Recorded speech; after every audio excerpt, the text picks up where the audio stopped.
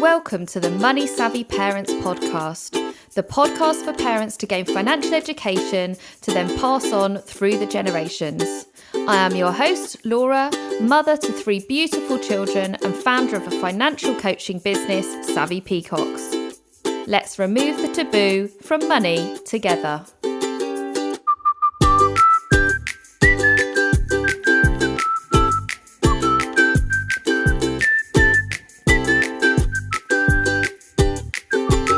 Thank you so much for coming back and listening to my podcast. This is the 3rd episode, and today we're going to be talking about something that's particularly important around finances, but is often not talked about. So let's delve straight in and listen to the question from the audience. Hi Laura, I just wanted to learn more about my credit score and how best it is to influence it. Could you please share the best place to start? Great question. Thanks for bringing this up, and I'm really excited to talk about this subject in the podcast because it's something that I don't think is talked about enough within finances, and there's definitely not a huge amount of understanding about what it means and how you can influence your credit score.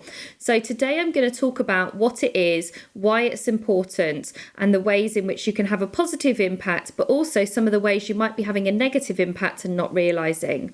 So, in my opinion, your credit score is your most important asset. It's something that we all have. So, it doesn't matter how much money you have or what your worth is. We all have a credit score.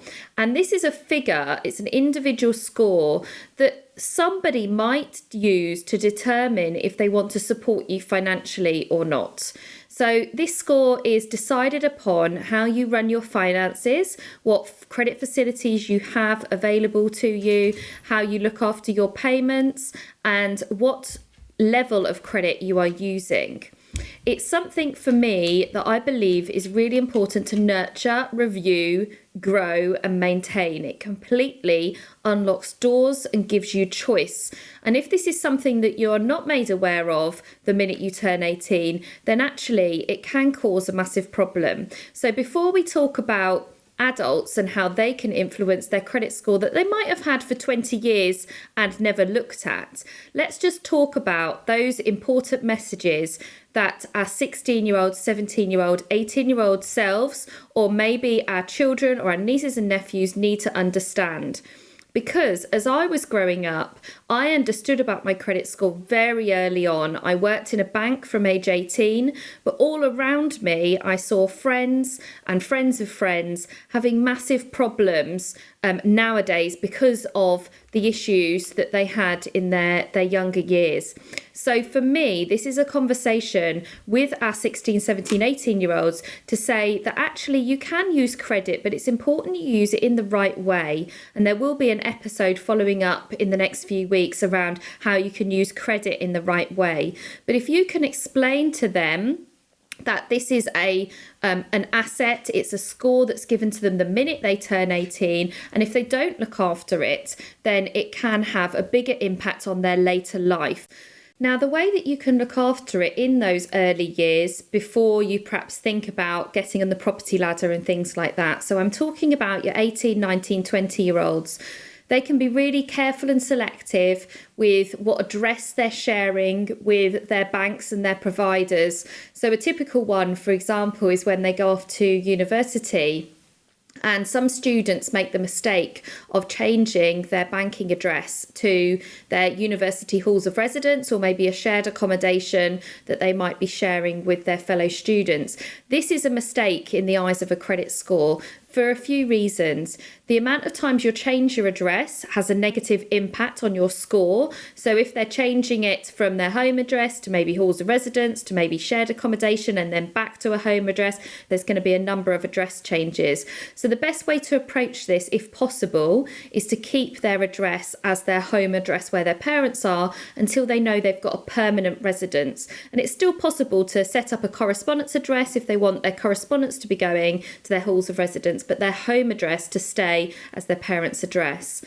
The other hint and tip for this kind of age range is to be really careful with what they are signing up to around credit facilities. We all know as you turn 18, a lot of providers will start offering credit cards, particularly if you're going to go off to university. You might be offered student overdrafts, credit card facilities, and that's fine to use as long as it's done in a sensible way and they're ensuring that they're always making at least the minimum payments, because the point when they're missing payments on credit cards or mobile phone bills is another typical one, then that's where it's going to start having an impact on your credit score. So the main thing is to at least be able to make those minimum payments. And I appreciate that they won't be able to pay off the whole balance, but again, making a plan to be able to do that once they are in earned income. So there's quite a few little learns there within that sort of age range that you can share with those people around you, your nieces and nephews and your children, because for me, that's a prevalent age to be really careful with your credit score.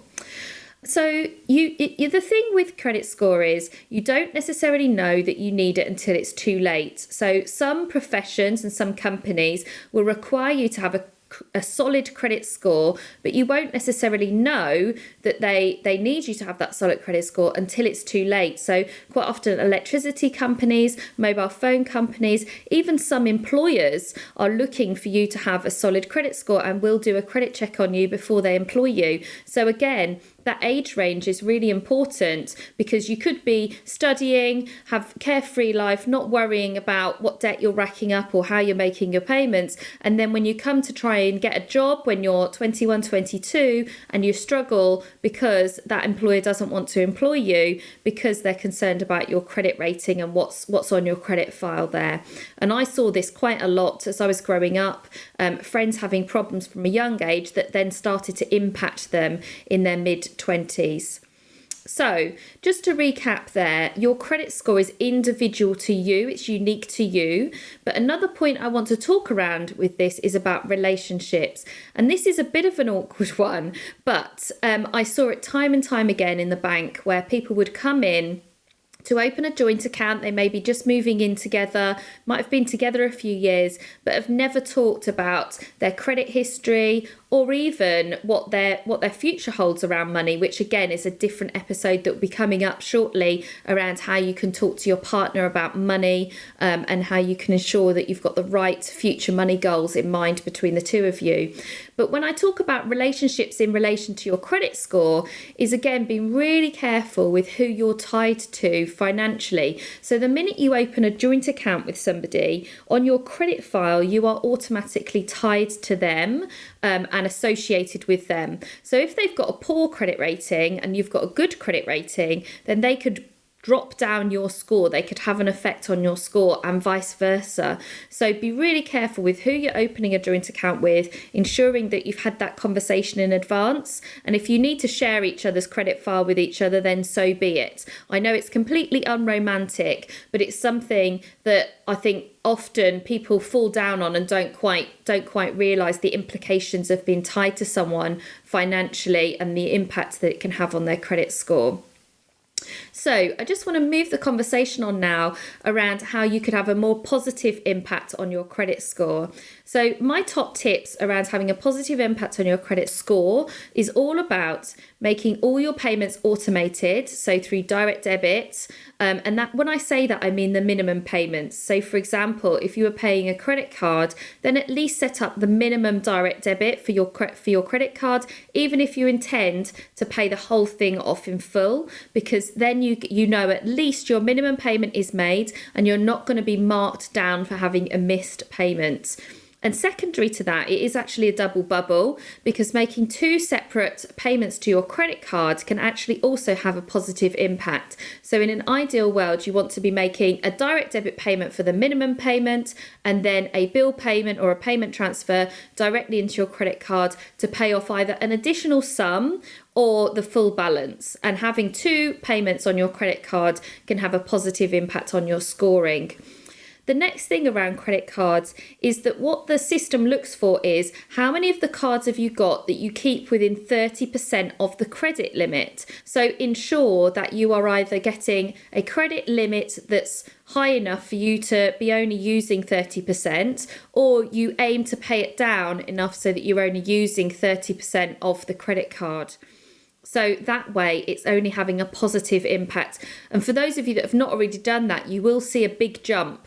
Let's say you currently owe 50% of your credit limit on your credit card. The minute you get it down below 30%, you should see your credit card shoot up. So if possible, a little trick there is to get your credit card limit increased so that your balance stayed the same, but you still end up within 30% of your credit limit.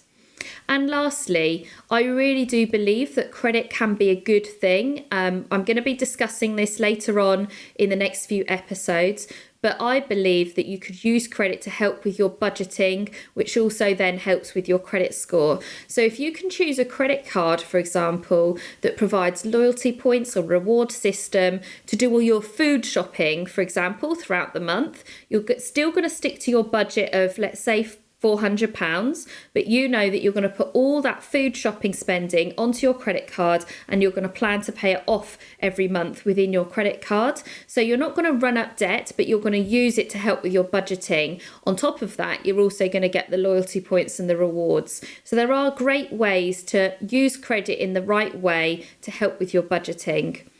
The ways in which you might be having a negative impact on your credit score are a few things listed here. So the first thing is making too many applications.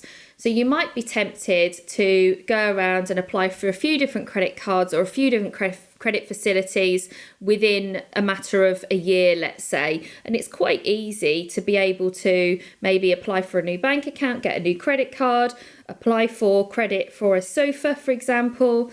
But what you may not realise is by doing that in quick succession over a short period of time can actually have an impact on your credit score. Whether you have been successful in getting that application or not, if you've got a large amount of application showing in a short space of time, it can have a negative impact on your credit score. So please make sure you're aware of anyone that is doing a search on your credit reports as well, because quite often you won't necessarily know if someone's done the credit application until it's too late. So please make sure you're listening out for those terms and conditions, because quite often companies sneak it in at that stage. We've talked around previously about missing payments and how important that is. And we've also talked about running too near to your credit limit. So being aware of how close you are to your credit limit. When you finish off paying a credit card, if say, for example, you're in debt and it's really exciting because you've paid off that credit card and you're tempted to close it off, that can have a negative impact on your credit score. So what I would suggest, if possible, would be to keep the credit card open even though it's on a zero balance. Maybe use it occasionally for traveling, or if you wanted to use it for budgeting, then you could, or you could simply just chop it up and just keep the account open. But by closing it, it has a negative impact on your credit score. And then lastly, having multiple credit cards with balances does not look great on your credit report, and it does have a negative impact. So where possible, try and pop it all onto one credit card or amalgamate it into some kind of personal loan, which may also mean that you're going to pay less interest anyway in the long term. But by having multiple credit cards with various different balances will have a negative impact. So any way in which you can draw that into one balance of debt, the better. My last hint and tip is something that's really important that a lot of people miss, and that is to review your credit score regularly. Now, I use a platform called ClearScore. They send me an email every single month and say it's a good opportunity for you to go in and check what's going on, and you can see whether it's gone up and down. You can make sure that all your payments are showing correctly. But also what's really important within that is you're having an opportunity to check that the applications that are on there are correct and that no one has made applications without you being aware. And also you can check it for any identity theft fraud, which is very common way to find out about identity theft. So identity theft is when somebody steals your personal information and starts making credit applications in your name without you knowing. So unless you regularly check your credit score and your credit report, you would not know that was happening, because it would be going off to their different address and you'd just never know about it. So review those, make sure your payments are being paid on time, make sure everything is accurate, and watch out for that identity theft.